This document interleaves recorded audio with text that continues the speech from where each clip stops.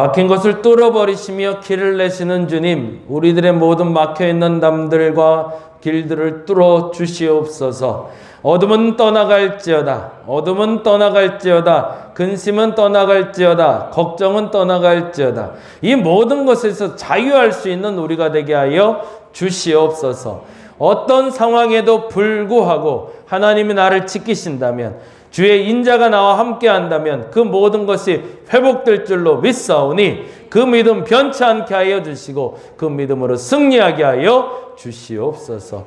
오늘도 주께 그래서 나왔습니다. 그리고 주님께 기도합니다. 내 영이 맑게 하여 주옵시고 내 머리도 맑게 하여 주시고 내 건강도 맑게 하여 주시사 오늘 한 하루뿐만 아니라 이번 한 주가 하나님 앞에 온전해지게 하여 주시옵소서. 하나님의 은혜에 감사하며 마음에 소원하는 간구가 하나님의 뜻이기를 소원합니다.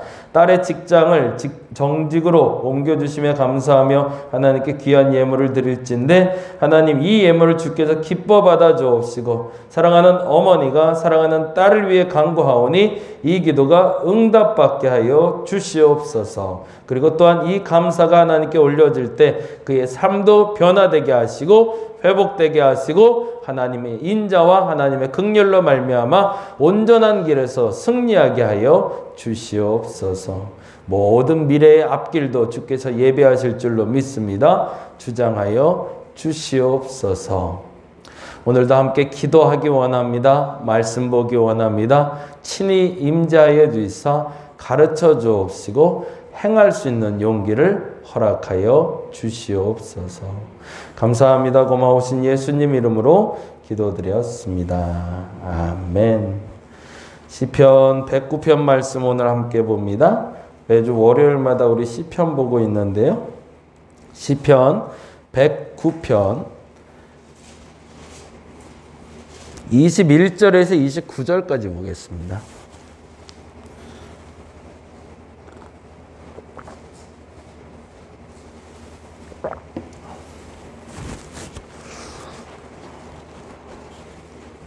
시편 109편 21절에서 29절.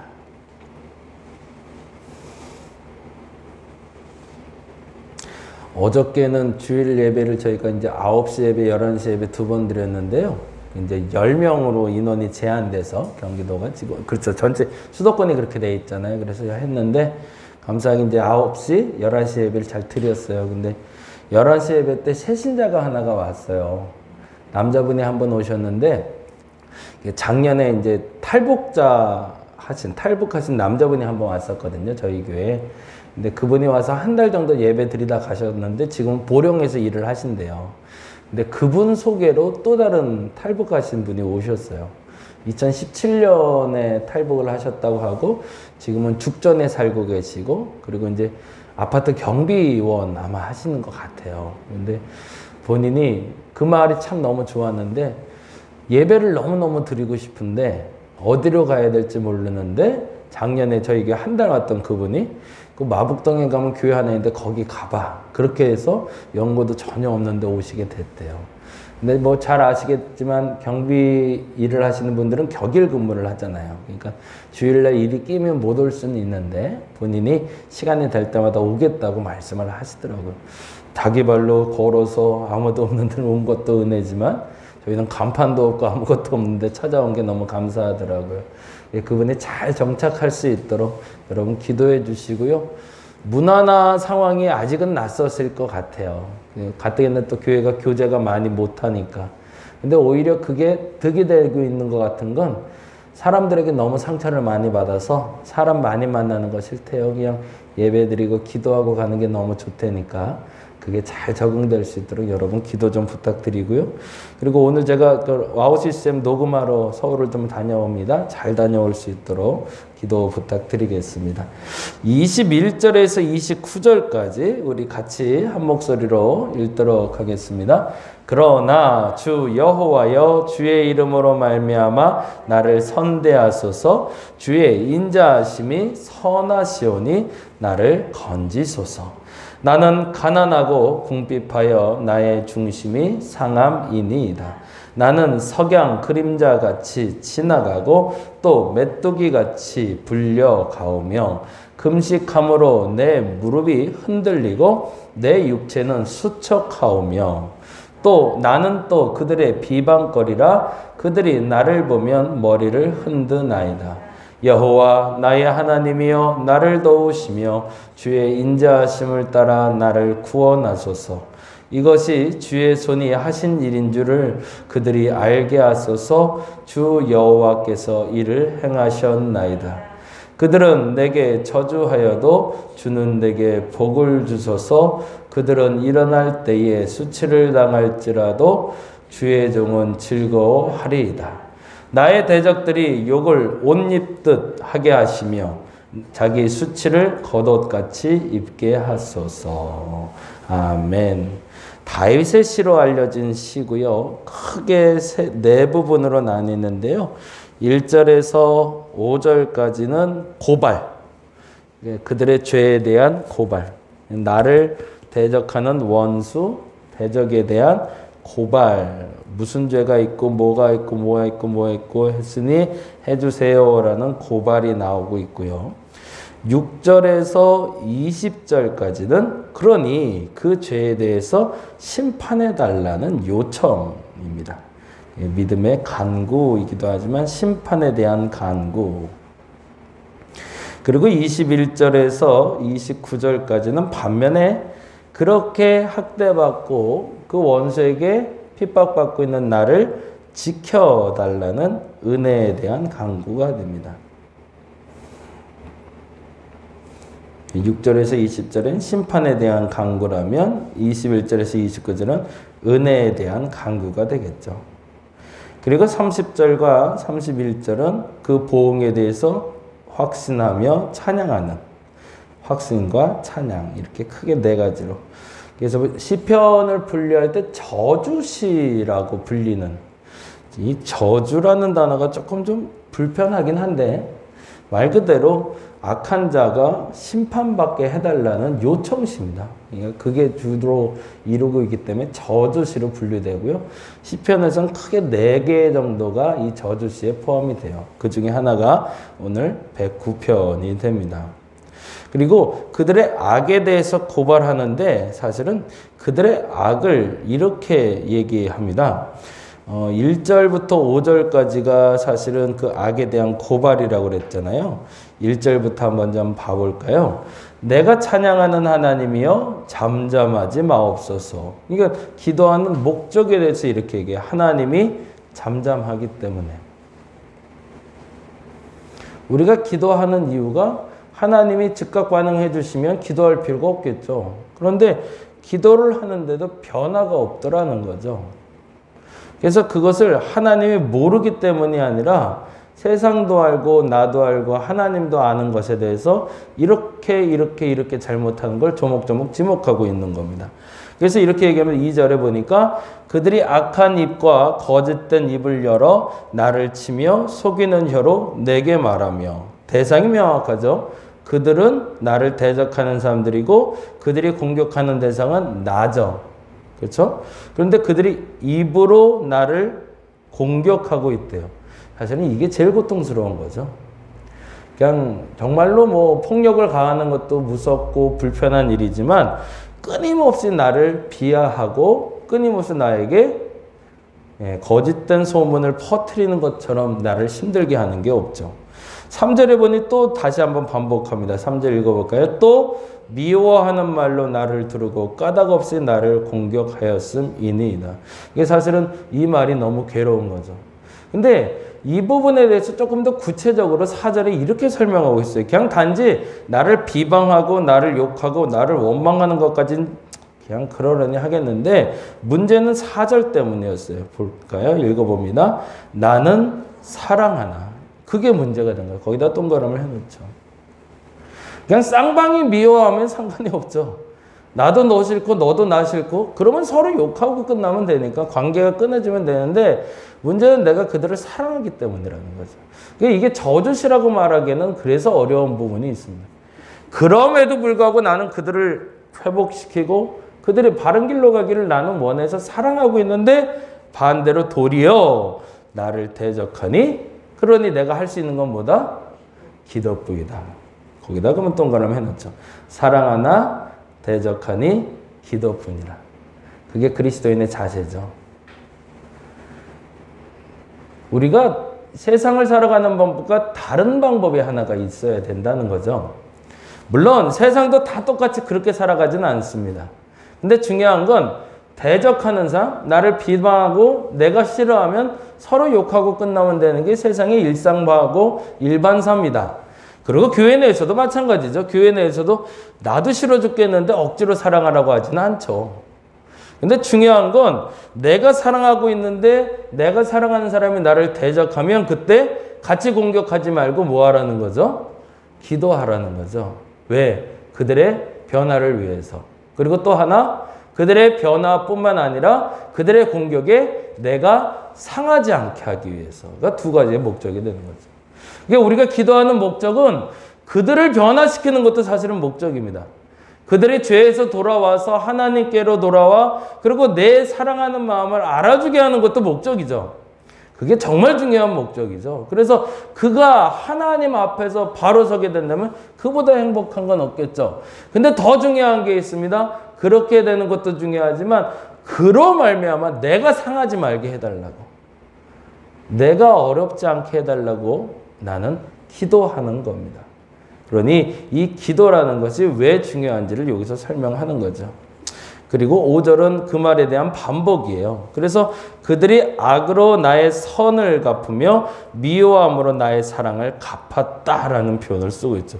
참 멋있는 표현이죠. 그런데 그 악이 뭔가, 도대체 그 악이라는 게 그러면 계속 괴롭힌다는 그 악이 뭔가에 대해서 16절에 이렇게 설명하고 있습니다. 16절 읽어볼까요? 109편 16절 시작. 그가 인자를 베풀 일을 생각하지 아니하고 가난하고 궁핍한 자와 마음이 상한 자를 핍박하여 죽이려 하였기 때문이니이다 라고 이야기하고 있어요.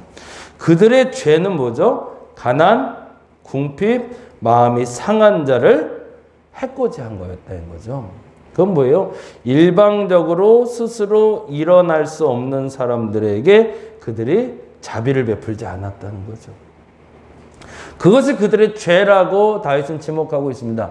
내가 그들에게 뭔가를 해코지했기 때문에 그들이 나를 괴롭히는 게 아니고 그들의 어떤 권력을 취하기 위해서 나와 대적 관계가 있는 것이 아니라 나는 일방적으로 당하고 있는 존재라는 거죠.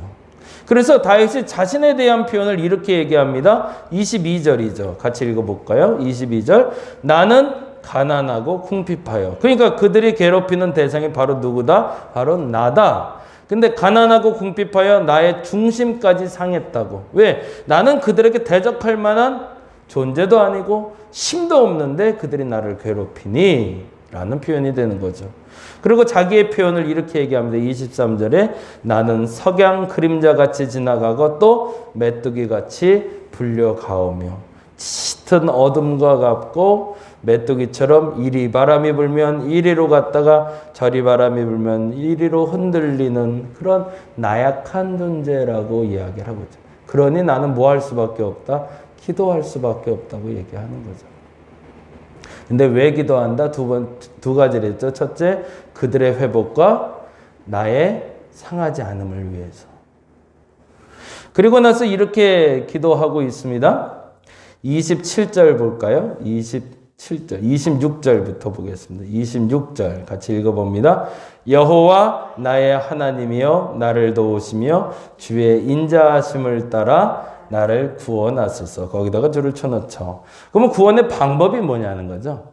내가 구했는데 그 방법이 뭐냐?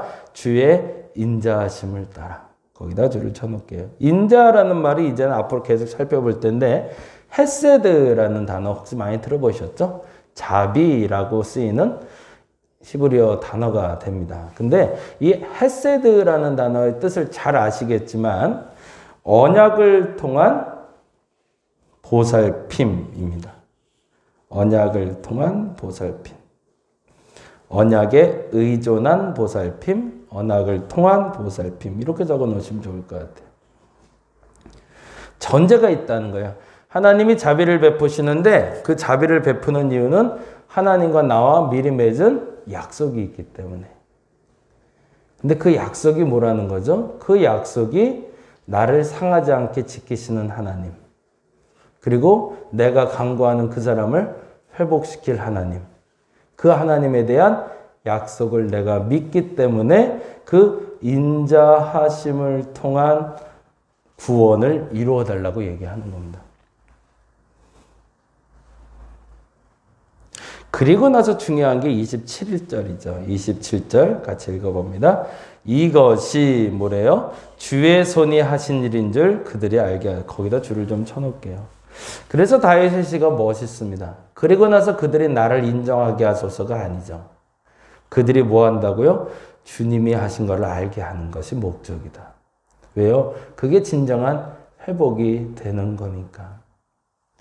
우리가 대적을 만났다라고 할 때 그 대적에 대한 기준이 참 상이할 것 같아요.